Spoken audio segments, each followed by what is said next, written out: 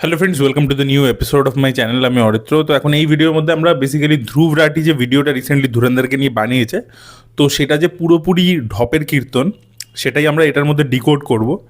এবং দোষটা অ্যাকচুয়ালি পাবলিকের, জানেন তো। ধ্রুব রাঠি নিজে জার্মানিতে থাকে, ওখানকার সিটিজেন হয়ে গেছে, ওই জন্য ওকে লোকে জার্মান শেফার্ড বলে ডাকে। সে নিজের লাইফ সেটেল করে নিয়েছে এবং সে ইন্ডিয়ার বিভিন্ন বিষয় নিয়ে ভিডিও বানাচ্ছে। তার প্রেজেন্টেশনটা খালি ভালো, যেভাবে শ্যুট করে, যেভাবে এডিট করে, সেই প্রেজেন্টেশনটা খুবই ভালো। এবং তার পিছনে একটা বিশাল বড় টিম কাজ করছে, যারা ও রিসার্চটা করে দিচ্ছে, ওকে ইনফরমেশন মানে এনে দিচ্ছে আর কি। এবং ও সেইখান থেকে একটা স্ক্রিপ্ট তৈরি করছে এবং সেখান থেকে ও বলে দিচ্ছে একের পর এক। ঠিক আছে, এখানে ওর নিজের কি ক্রেডিট আছে, জাস্ট প্রেজেন্টেশনটা যে বারবার ও বলতে পারছে। ঠিক আছে, কিন্তু লোকে এটাকেই ভাবে যে ওর বিশাল নলেজ আছে। ওর নলেজ নেই। ঠিক আছে, যদি নলেজ থাকতো, ও ধুরন্ধরকে যদি ও ধরারই হতো, আদিত্যদারকে যদি ধরার হতো, ওটা অন্য পয়েন্ট নিয়ে ধরতো, যেটা নিয়ে আমি অবশ্যই এই ভিডিওর মধ্যে কথা বলবো। কিন্তু ও সেই পয়েন্টটা নিয়ে ধরেইনি, বিকজ ওর টিম ওইটাকে রিসার্চ করে ওকে দেয়নি, তাই জন্য ও সেটাকে নিয়ে, সেই বিষয়টাকে নিয়ে কথাই বলেনি। ঠিক আছে, কিন্তু সেইটা একটা খুব ইম্পর্টেন্ট জিনিস যেটা ধুরন্ধর দেখায়নি, সেটা আমি পরবর্তীতে আসছি। বাট তার আগে যেটা নিয়ে আমরা কথা বলবো, ধ্রুব রাঠি যে যে পয়েন্টে ছবিটাকে ক্রিটিসাইজ করেছে, সেই প্রত্যেকটা পয়েন্ট নিয়ে আলোচনা করবো এবং সেগুলো যে কীভাবে ওর ভুল ক্রিটিসিজম হয়েছে সেগুলো প্রত্যেকটা আপনাদেরকে বুঝিয়ে দেবো। সব থেকে প্রথম হচ্ছে, ও এক জায়গায় বলছে ভিডিওর মধ্যে, আচ্ছা সবকটা ক্রোনোলজিক্যাল অর্ডারে নয়, মানে ও ভিডিওতে যেভাবে বলেছে আমি সেভাবে বলছি না, আমি এক একটা পয়েন্ট তুলে বলছি। তো এক জায়গায় ও বলেছে যে পাকিস্তানি গ্যাংস্টার রহমান ডাকাত ইত্যাদি, এদেরকে প্রচণ্ড মানে স্টাইলাইজভাবে প্রেজেন্ট করা হয়েছে, তাদের রিলস ইত্যাদি সোশ্যাল মিডিয়াতে ভাইরাল হচ্ছে। এইভাবে কেন প্রেজেন্টেড করা হলো আর কি, সে তো খারাপ লোক ছিল, তাকে এইভাবে কেন প্রেজেন্ট করা হলো। সিনেমার রাইটিংয়ের ক্ষেত্রে একটা টেকনিক হয় যেটাকে বলে হাইপারবোলি টেকনিক। সেটার মানে হচ্ছে যে যা জিনিসটা আছে সেটাকে আরও এক্সাজারেট করে প্রেজেন্ট করা, স্টাইলাইজভাবে প্রেজেন্ট করা, যাতে যে পড়ছে বা দেখছে সে সবসময় সেটা এক্সাইটিং লাগে তার কাছে। তো সেইটা আর কি, যে কোনো সিনেমার ক্ষেত্রে যখনই ক্যারেক্টারদের প্রেজেন্টেশন হয়, তাদেরকে অ্যাজ ইট ইজ তারা রিয়েল লাইফে যেরকম ছিল সেরকমভাবে প্রেজেন্টেশন করে না, তাহলে জিনিসটা দেখতে বোরিং লাগবে, ডকুমেন্টারির মতো মনে হবে।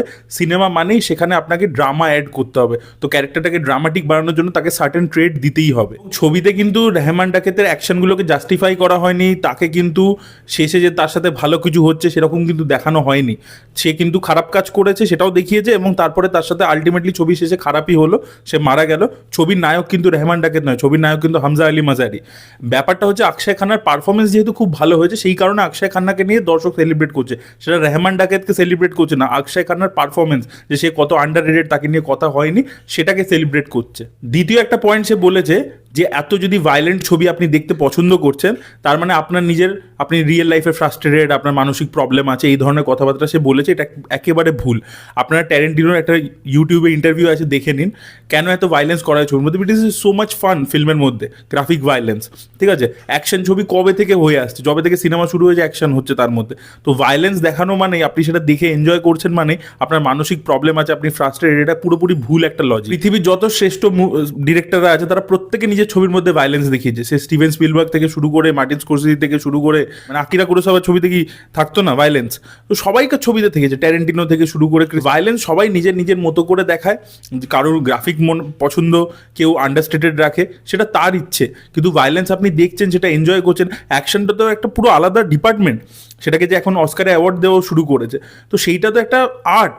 তো সেটাকে তুমি কিভাবে বলে দিতে পারো যে যারা তৈরি করছে আর যারা মানে দেখছে, কনজিউম করছে, তাদের মানসিক সমস্যা, যেটা কি ধরনের পয়েন্ট হলো আমি বুঝতে পারলাম না। আর ভাই, আমি বাকিদের কথা জানি না, আমি যদি আপনি পার্সোনালি আমাকে জিজ্ঞেস করেন, আমি রিয়েল লাইফে একেবারেই ফ্রাস্ট্রেটেড নয়, কিন্তু আমার অ্যাকশন ছবি দেখতে বা ভায়োলেন্ট ছবি দেখতে যথেষ্ট ভালো লাগে। এবং আমি জানি ম্যাক্সিমাম লোকেদের ক্ষেত্রেই তাই। আজকে কিলের মতো আপনি যখন একটা ছবি দেখছেন, বা মার্কোর মতো একটা ছবি দেখছেন, তা বলে আপনি যদি সেই ছবিটা দেখে আপনার মজা লাগে, তাহলে কি আপনি নিজে সাইকোপ্যাথ? এটা কি ধরনের লজিক আমি বুঝতে পারলাম না। এটা জাস্ট জোর করে বলা হচ্ছে। অ্যাকচুয়ালি ধ্রুব রাঠি নিজেও প্রোপাগান্ডার জিনিসপত্র করে থাকে।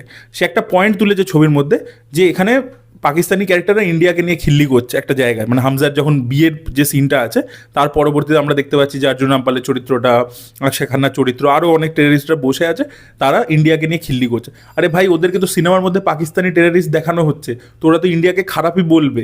ওই সিনটার কারণটা বোঝো, তার তবেই তো হামজা আরও রেগে যাচ্ছে, হামজা তো তবেই অ্যাকশনস নিচ্ছে। আরেক জায়গায় সে বলছে যে 26/11 অ্যাটাক্সের সময় যারা মুম্বাই পুলিশ থেকে যারা হিরোজরা ছিল, যারা অ্যাকচুয়ালিতে কাজাবকে ধরেছিল, তাদের কোথাও ছবিতে মেনশন নেই কেন? 26/11 অ্যাটাক দেখাচ্ছে, খালি পাকিস্তানি ক্যারেক্টারদেরকে দেখাচ্ছে কেন, এদেরকে দেখাচ্ছে না? দেখুন, একটা গল্প, একটা সিনেমার গল্প 360 ডিগ্রি ভিউ তো আপনাকে দিতে পারবে না।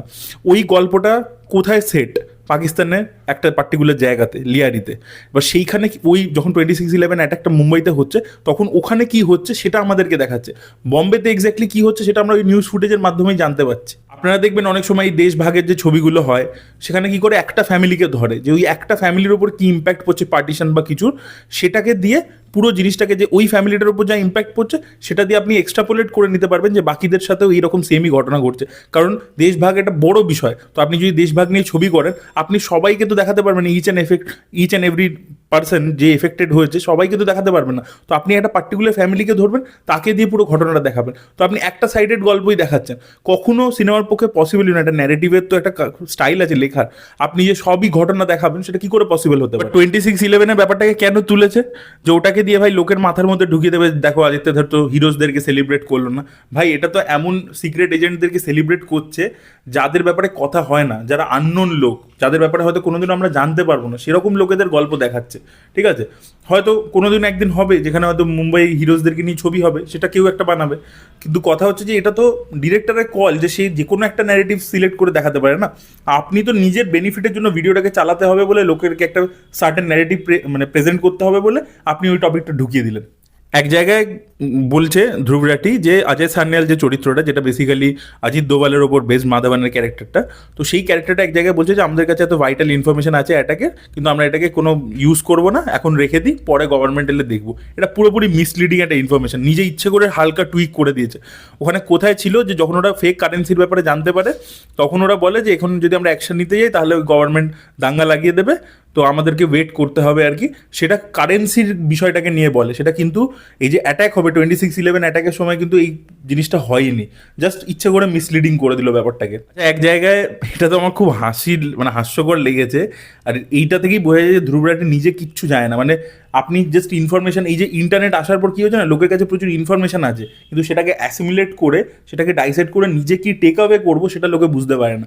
আজকে এক জায়গায় ও বলছে যে ইন্ডিয়া যতবার পাকিস্তান তার উপরে অ্যালিগেশন লাগিয়েছে যে তুমি এই স্পাইকে পাঠিয়েছো, অমুক স্পাইকে পাঠিয়েছো, ইন্ডিয়া সবসময় সেটা মানে না বলে দিয়েছে, যে এগ্রি করেনি, ডিসএগ্রি করে দিয়েছে, না না এটা আমাদের লোক নয়। যে ছবির মধ্যে আদিত্য ধর এরকম একটা আন্ডার কভার স্পাইকে হিরো হিসাবে দেখাচ্ছে, ঠিক আছে, দেখাচ্ছে একটা ক্রিমিনালকে হায়ার করে তাকে আন্ডার কভার করে পাঠিয়েছে, তো তুমি অ্যাকচুয়ালি পাকিস্তান যে ক্লেমসগুলো করছে সেটাকে সাপোর্ট করেছো।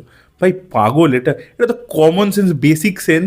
বা হলিউড ছবিও দেখে নাও, যে কোনো স্পাইকে পাঠালে বা ইভেন বেবির মতো সিনেমাতেও দেখিয়েছে যে প্রথমেই যেটা থাকে যে সে যদি ধরা পড়ে যায় গভর্নমেন্ট তাকে না বলে দেবে, গভর্নমেন্ট কখনো স্বীকার করবে যে হ্যাঁ ওই লোকটাকে আমি স্পাই বানিয়ে পাঠিয়েছিলাম, তাহলে পুরো ইন্টারন্যাশনাল প্ল্যাটফর্মে পুরো সবার সামনে, সব দেশের সামনে তার রেসপেক্ট চলে যাবে না? তো এটা যদি আজকে একটা আমেরিকান এজেন্টও ধরা পড়ে, সেও আমেরিকার সঙ্গে সঙ্গে ডিনাই করে যাবে। এটা তো কমন সেন্স, এটা আবার কেউ বলে এই পয়েন্টটা? তার মানে দেখুন কোথায় শিক্ষা। আর কয়েক জায়গায় দেখলাম আদিত্য ধরকে পার্সোনাল অ্যাটাক করছে, মানে তু ऐसा करेगा तुझे शर्म है कि नहीं? ভাই তুই তো গাড়ি করে বলার কি মানে হয় আমি বুঝতে পারি না। ঠিক আছে, মানে তুমি ভদ্রভাবে কথা বলো, তুমি লোককে শেখাও যে তুমি বিশাল ইন্টেলিজেন্ট ইন্টেলেকচুয়াল, তো তাহলে তুমি আদিত্য ধর যে একজন ডিরেক্টর, যে তোমায় কিচ্ছু বলেনি, তোমার টুইটারও কোনো রেসপন্ড করেনি, তাহলে ভাই তুমি কেন তাকে এরকমভাবে অপমান করছো? তোমার যদি ক্রিটিসিজম করা থাকে অবশ্যই করো, কিন্তু তুমি এরকম পার্সোনাল অ্যাটাক করছো কেন? সে ভিডিওর স্টার্টিংয়ে একটা এআই দিয়ে সিনেমা বানিয়েছে বাওয়ান্ডার বলে, সেটা দেখিয়ে বলছে যে আমি যদি পুলওয়ামা অ্যাটাকের সময় বলি যে ইন্টেল ছিল কিন্তু সেটাকে ইউজ করা হয়নি, ঠিক আছে, সিস্টেমের ফেলিয়ার এরকম যদি আমি দেখিয়ে দিই তাহলে ওটা একটা প্রোপাগান্ডা হবে। আরে ভাই, এই ডিরেক্টরই একটা ছবি প্রডিউস করেছিল আর্টিকেল 370, সেখানে পুলওয়ামা অ্যাটাক দেখিয়েছে এবং সেখানে দেখিয়েছে সিস্টেমের ভিতরকার ফেলিয়ার। ঠিক আছে, যে পুলওয়ামা অ্যাটাক হতে পেরেছে বিকজ সিস্টেমের ভিতরকার কিছু লোক ছিল যারা ঠিকভাবে অপারেট করছিল না, সেটা কিন্তু ওখানে দেখিয়েছিল। সেই বিষয়টা তুমি এড়িয়ে গেলে ইচ্ছে করে। সিনেমার মধ্যে কান্দাহার হাইজ্যাক দেখিয়েছে, সেই সময় অজয় সান্যালের যে চরিত্রটা সে গভর্নমেন্টকে নিয়ে ফ্রাস্ট্রেটেড, তার প্ল্যানসগুলো স্যাংশন করছে না। তারপরে পার্লামেন্ট অ্যাটাকও দেখিয়েছে, সেই সময়ও যে সিকিউরিটি অত টাইট ছিল না, কোনো রিটালিয়েট করা হচ্ছে না, সেইগুলো কিন্তু দেখিয়েছে। এবং সেই সময় কিন্তু কংগ্রেসের গভর্নমেন্ট ছিল না, এটা আপনারা প্রত্যেকেই জানেন। ঠিক আছে, তো সেই বিষয়গুলোও দেখিয়েছে, কিন্তু সে তখন কিন্তু রাইট উইং গভর্নমেন্টই রয়েছে, কিন্তু সেটাকেও দেখিয়েছে। এবং অজয় সান্যালের ক্যারেক্টারটা তখনও ফ্রাস্ট্রেটেড যে ভাই তাকে পাকিস্তানকে ড্যামেজ করতে দেওয়া হচ্ছে না। ফাইনালি পার্লামেন্ট অ্যাটাকের পরবর্তীতে তার অপারেশন ধুরন্ধরটাকে খালি ওরা, ও অনেকগুলো অপশনস দিয়েছিল, তার মধ্যে অপারেশন ধুরন্ধরটা খালি ওকে মানে এক্সিকিউট করতে দেয়, তখনও হামজাকে পাঠায়।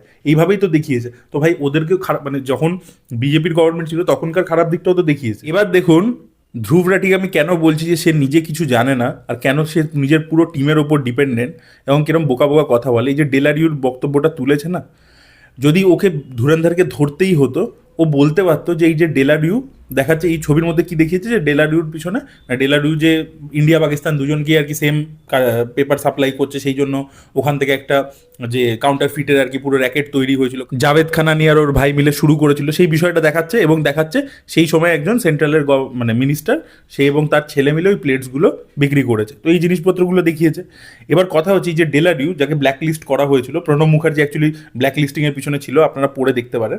তো সেই ডেলাডিউকে কিন্তু পরবর্তীকালে বিজেপির যখন এসে গেছে পাওয়ারে, সেই সময়ের কথা বলছি আমি, 2016-17 সালের কথা বলছি, সেই সময় কিন্তু ডেলাডিউকে আবারও ব্ল্যাক লিস্ট থেকে হোয়াইট লিস্টে আনা হয়েছে। তো ধ্রুব রাঠি এই বিষয়টা নিয়ে বলতে পারতো যে ডেলাডিউকে কংগ্রেস গভর্নমেন্টের সময় ব্ল্যাক লিস্ট করা হয়েছে, ঠিক আছে, কিন্তু তাকে আবার বিজেপি গভর্নমেন্টে কিন্তু হোয়াইট লিস্ট করেছে, এবং এটা ফ্যাক্ট। আপনাদেরকে আর্টিকেলের স্ক্রিনশট দেখিয়ে দিচ্ছি, লিঙ্ক আমি ডিসক্রিপশনে দিয়ে দেবো, আপনারা পড়ে দেখে নিতে পারেন, কুইন্টের লিঙ্ক আছে। এবং আম আদমি পার্টি আপ সেই সময় একটা প্রেস কনফারেন্স করেছিল এবং ডেলাডিউকে যে আবারও হোয়াইট লিস্ট করেছে বিজেপি, ঠিক আছে, মহারাষ্ট্রতে তার তৈরি হচ্ছে, জায়গা নিয়ে আর কি অফিস তৈরি হচ্ছে, সেই সব জিনিসপত্র নিয়ে ওরা প্রেস কনফারেন্স করেছিল, আমি সেটার লিঙ্কও ডেসক্রিপশনে দিয়ে দেবো, আপনারা গিয়ে চেক আউট করে দেখুন। শিক্ষিত লোক হবে সে এই জিনিসটাকে ডিবাঙ্ক করবে যে ভাই তুমি ডেলাডিউ নিয়ে একটা হাফ বেকড ইনফরমেশন দেখাচ্ছ। ডেলাডিউকে তো মানে ইউপিএ গভর্নমেন্ট অ্যাকচুয়ালি ব্যান করেছে, পরবর্তীকালে এনডিএ গভর্নমেন্ট আবার তাকে করে দিচ্ছে আর কি, মানে হোয়াইট লিস্ট করে দিচ্ছে, অ্যালাউ করে দিচ্ছে। সেই জিনিসটা নিয়ে সেই সময় 2017 সালে ঝামেলাও হয়েছে, গন্ডগোলও হয়েছে। তাহলে সেই বিষয়টা নিয়ে তুমি কথা বললে না কেন? মানে তুমি পুরোপুরি তোমার রিসার্চ টিমের ওপর ডিপেন্ডেন্ট। আমার তো কোনো টিম নেই, ঠিক আছে, কিন্তু আমি এই নিউজটার ব্যাপারে জানতাম, আমি ভেবেছিলাম একবার ভিডিও বানাবো, তারপরে আর বানানো হয়নি। কিন্তু আমার কথা হচ্ছে, আমি ধ্রুব রাঠিকে দেখে, যদি তোমাকে ধুরন্ধরকে ধরতেই হয় যে সে কিছু মিস ইনফরমেশন দেখাচ্ছে, you talk about this point, কিন্তু তুমি এটা নিয়ে কথাই বললে না। দেখুন, ভিডিও দুটো পয়েন্টের সাথে আমি এগ্রি করি। প্রথম হচ্ছে কি, ওখানে ও বলেছে যে বিজেপি নেতারা যে অনেক উল্টোপাল্টা স্টেটমেন্ট দিয়ে থাকে এপিজে আব্দুল কালামকে নিয়ে ইত্যাদিকে নিয়ে, তো সেগুলো যারা করেছে সেটা খুবই খারাপ করেছে, এবং সেটার বিরুদ্ধে, মানে সেটার বিরুদ্ধে আমিও তো যে ধরনের নেতারা এই ধরনের স্টেটমেন্ট উল্টোপাল্টা বলে থাকে তাদের এগেনস্টে অবশ্যই অ্যাকশন নেওয়া উচিত। গভর্নমেন্ট কিছু করছে না, বাট করা উচিত অ্যাকচুয়ালিতে। আর দ্বিতীয় একটা কথা সে বলেছে যে এই ধরনের ছবিতে যখন ফ্যাক্টস আর ফিকশনকে মেশানো হচ্ছে, সেটা পাবলিক ভাবে যে এটাই গসপেল ট্রুথ, এটা সত্যি কথা। এটা দেখবেন 3 ইয়ারই কথা সত্ত্বে সাগর নীল আমি রূপম যখন আলোচনা করছিলাম, এটা জাস্ট ধুরন্ধর বেরিয়েছে তখন আমি বলেছিলাম এটা কিন্তু পুরোপুরি ফ্যাক্টস নয়, মানে 100% রিয়েলিটি কিন্তু দেখাচ্ছে না, তার মধ্যে ফিকশন অবশ্যই অ্যাড করেছে। কিন্তু দর্শক কিন্তু এই ফিকশনটা বোঝে না, লোকে ভাবে যে এটা পুরোপুরি রিয়েলিটি, মানে যা দেখাচ্ছে এটাই ধ্রুব সত্য। এটা আমি বলছি যে এরকম ধুরন্ধরের মতো সিরিয়াস ছবি খালি নয়, মানে আমি বলছি সঞ্জুর মতো ছবি, সঞ্জুতে যে সঞ্জয় দত্তের যে পোর্ট্রেলটা ছিল ওটা তো পুরোপুরি ঢপের, ওটা তো অ্যাকচুয়ালিতে নয়, ওটা সিনেমা হিসেবে আপনি দেখতে পারেন, বাট অ্যাকচুয়ালিতে Sanjay Dutt was not like that. কিন্তু লোকে দেখবেন এআইবি ওটাকে নিয়ে খিল্লিও করেছিল, পাবলিক রিয়াকশন নিয়েছে, পাবলিক হল থেকে বেরিয়ে বলছে হ্যাঁ এটাই রিয়েলিটি। তো লোকে তো আর রিসার্চ করে দেখতে যায় না, ঠিক আছে। তো সেইটা যে বলেছে ও কথাটা, যে লোকে এটাকেই ট্রুথ ভাবে, সেটা ঠিকই বলেছে। তার এক্সাম্পল হচ্ছে এই যে দেখুন ডেলাডিউর ব্যাপারটা যেটা দেখিয়েছে, তারপর থেকে দেখবেন প্রচুর লোকে রিলস বানিয়েছে, প্রচুর লোকে ভিডিও বানিয়েছে ইউটিউবে। তারা কিন্তু ওই চিদাম্বরম ইউপিএ গভর্নমেন্টের সময় কি হয়েছে, প্রণব মুখার্জি ব্যান করেছে, ওই অবধি গল্পটা বলছে। এই 2016-17 সালের যে ডিমনিটাইজেশন হওয়ার পরবর্তীতে কি হয়েছিল, তারপরে কি ঝামেলা হচ্ছিল ডেলাডিউকে নিয়ে, সেটা কিন্তু কেউ দেখবেন নিজের ভিডিওতে বলেনি, কারণ তারা ওই ন্যারেটিভটাকেই বিলিভ করছে, তারা কিন্তু চেক করে ভালো করে রিসার্চ করে দেখছে না। তো এটা আমাদের দর্শকের প্রবলেম, এটা সত্যি কথা। আমাদের এখানে লিটারেসি কম, এখানে সিনেমায় যেটা দেখায় সেটাই লোকে বিশ্বাস করে নেয়, এটা আমি ধ্রুব রাঠির সাথে এগ্রি করছি। কিন্তু তা বলে এটা নয় যে ডিরেক্টর এটা নিজের কাঁধে দায়িত্ব নিয়ে নেবে যে ভাই যেদিন অডিয়েন্স ইভলভ করবে, ম্যাচিওর হবে, ইন্টারনেটে গিয়ে চেক করে দেখবে, গুগল খালি পানু দেখার জন্য ব্যবহার করবে না, সেদিনকার অপেক্ষায় আমি বসে থাকবো যে আচ্ছা আমি তাহলে এরকম একটা ছবি লিখবো যেখানে আমি ফ্যাক্টস আর ফিকশন মেশাবো। বিকজ পৃথিবী জুড়ে কিন্তু সবাই মেশাচ্ছে। আপনি যদি আজকে ইনগ্লোরিয়াস বাস্টার্ডসের মতো ছবি দেখেন, সেখানে যে এন্ডিংটা দেখাচ্ছে ওটা কি রিয়েলিটি, এবং যদি কেউ ছবিটা দেখে ভাবে হ্যাঁ সত্যি হিটলারকে ওইভাবে মেরেছিল, তাহলে কি মানে সেটা তার দোষ, সে কেন চেক করে দেখছে না? বা হান্টার্সের মতো শোতে দেখাচ্ছে হিটলার বেঁচে আছে, তো তাহলে সেটা তো তার দোষ না, সে যদি ওইভাবে জিনিসটাকে নেয়। দেখুন দুনিয়াতে বিভিন্ন টাইপের সিনেমা হয়, কনস্পিরেসি থিওরি নিয়ে ছবি হতে পারে, ঠিক আছে, পুরো ফ্যান্টাসি লেভেলে অপারেট হতে পারে। আজকে ধরুন হিটলারকে নিয়ে একটা থিওরি দেওয়া হয় যে ওর যে নাজি যারা ছিল তারা দেখবেন নানান রকমের ভূত প্রেত ইত্যাদি নিয়েও রিসার্চ করতো। তো এবার সেইটাকে কেন্দ্র করে দেখবেন মার্বেল নিজের কমিক্সের মধ্যে সেটাকে ব্যবহার করছে। ক্যাপ্টেন আমেরিকার বিভিন্ন গল্প, ইভেন যে ফার্স্ট পার্টটা এসেছিল সেখানে দেখবেন রেড স্কাল, সে নাজি একজন সোলজার, তারপরে সে রেড স্কাল হয়ে গেছে এবং সে তারপরে বিভিন্ন রকমের এক্সপেরিমেন্ট ইত্যাদি করছে। এই দেখবেন সেম টপিকটা হেলবয় ছবিতেও উঠে এসেছিল। হেলবয়তে কিন্তু গেলমো ডেল টোরো দেখিয়েছে। এবার এটা দেখে যদি কোনো প্রো নাজি লোক সে বলে যে না তুমি হিটলারকে কিভাবে এটা বলতে পারো, ওটা তো একটা পুরোপুরি কাল্পনিক ব্যাপার। এবং হিটলারকে নিয়ে এরকম প্রচুর থিওরিজ রয়েছে যে স্পেসে এমন একটা ম্যাগনিফাইং গ্লাস থাকবে যেটা দিয়ে পুরো পৃথিবীর যে কোনো জায়গাতে ওই একটা কনভেক্স এমন লেন্স থাকবে ওটার মধ্যে যে সূর্য সব আলোকে রিফ্লেক্ট করে পুরো দেশটাকে জ্বালিয়ে দিতে পারবে। এই ধরনের জিনিস আপনারা গুগল করুন পেয়ে যাবেন। এগুলো কনস্পিরেসি থিওরি। এবার যদি কোনো ডিরেক্টর ঠিক করে যে কনস্পিরেসি থিওরিটার উপর বেস করে আমি ছবিটা বানাবো, প্রবলেম কি ভাই, পুরো পৃথিবী জুড়ে সবাই বানাচ্ছে।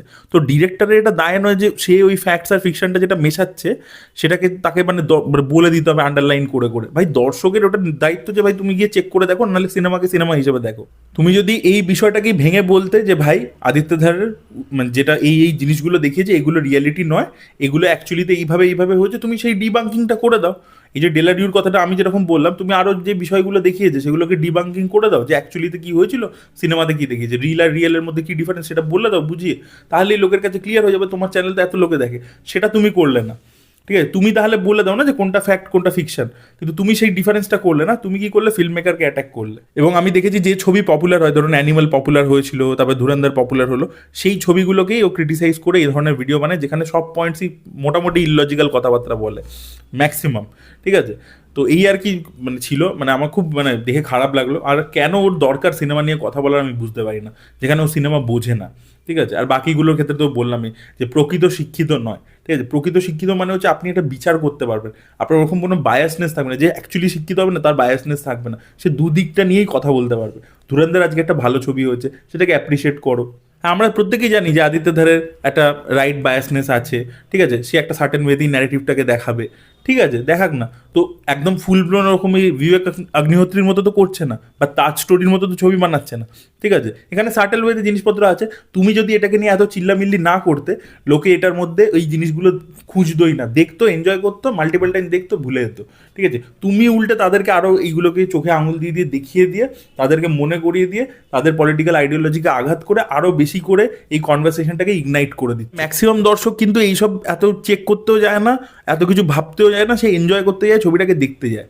ঠিক আছে, তো এটাই হচ্ছে ধ্রুব রাঠির মতো লোকেদের প্রবলেম। তো এটাই বলার ছিল। আপনাদের কি ওপিনিয়ন অবশ্যই কমেন্টে লিখে জানাবেন। Thank you so much, bye by.